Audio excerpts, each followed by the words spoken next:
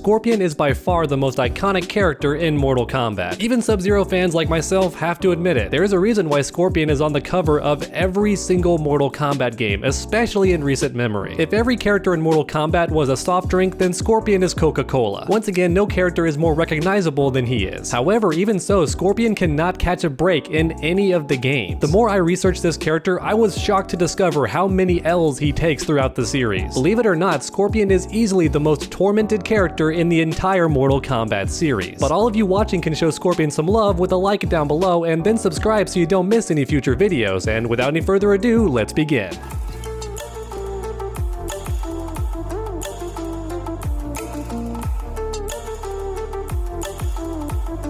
Want amazing deals on software like Windows and Microsoft Office? Well then Royal CD Keys has you covered. Their site offers a ton of deals on software for a very low price, which is a great alternative to pirating because when you pirate software you get the wrong updates or it runs too slow and isn't compatible with your device, all that annoying stuff, which is why Royal CD Keys is a much better option. Just don't forget to use my code TrueUnderdog for 10% off every purchase. Within minutes, Royal CD Keys emailed me the download link and the license key. Getting your hands on amazing software is easy and safe with Royal CD Keys. And I can't recommend them enough. In the very first Mortal Kombat game, Scorpion already has it worse than every other character because he starts off literally dead. Yeah, that's right, your boy died off screen, and I'm sure everyone watching already knows the story, but we gotta start somewhere. Before the very first Mortal Kombat game even takes place, Hanzo Hasashi was on a mission to collect a scroll. And by the way, that's Scorpion's actual name, Hanzo Hasashi. And unfortunately, Hanzo did not have his plot armor yet because he gets killed by Sub-Zero in a fair 1v1. And that's why Scorpion's dead in the very first Mortal Kombat game. You see, this badass literally crawled his way out of hell after discovering his family and clan had been killed by the very same Sub-Zero. And Scorpion was not gonna sit on that L. Your boy is better than that. He's ready for vengeance, but unfortunately he fails again. Yeah, Scorpion actually loses twice before the very first Mortal Kombat game even happens. But thankfully when that tournament does finally occur, he gets his first W and kills Sub-Zero, getting revenge for his family and clan. And what does Scorpion do after achieving this goal? He goes back to hell for some rest and relaxation.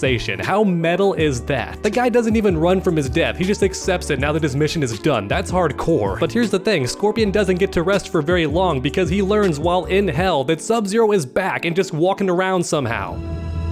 What? That's right, your boy Sub-Zero got hacks just like Scorpion. He's an undead zombie just walking around doing stuff. And you know Scorpion's not gonna stand for that, so he crawls his way back out of hell and enters the second Mortal Kombat tournament for the sole purpose of fading his ops once again. But once he gets there, he discovers something. This Sub-Zero is merciful and sparing everybody. The guy won't even do a fatality on anybody, and that's when Scorpion realizes that this is a different Sub-Zero, which on the one hand is a good thing because Scorpion kept the guy dead, but on the other hand, it means that Scorpion escaped hell for no reason. But now it's time to talk about 4, and here is where things get nutty, absolutely off the walls. The Alabaster Baldy, known as Quan Chi, shows up to Scorpion and says, "Yo dude, your family is actually alive. They escaped Sub-Zero's assassination. They're just walking around. You can find them, you can meet them." And Scorpion can't believe what he's hearing. Most of his life has been constant suffering, so he's like, "What, really? My family's alive? I can see them?" And Quan Chi's like, "Well, I mean, you could have, but the thing is the younger Sub-Zero killed them because he wanted to finish his older brother's mission, so yeah, they're dead. Sub-Zero did you dirty a second time, homeboy, I'm sorry." And Scorpion goes nuclear at this new information and bodies Kuali Yang. That's the younger Sub-Zero, in case you're not a super nerd like me. And Scorpion is ready to kill this new Sub-Zero, but then he learns a shocking twist, another huge revelation. It turns out Sub-Zero was never responsible for killing Scorpion's clan or his family. That was Quan Chi the entire time. Yeah, that's right, the same Quan Chi that's been manipulating him this entire time. He's the one responsible from the beginning. Just put yourself in Scorpion's shoes for a quick second, alright? Your family is killed, your clan is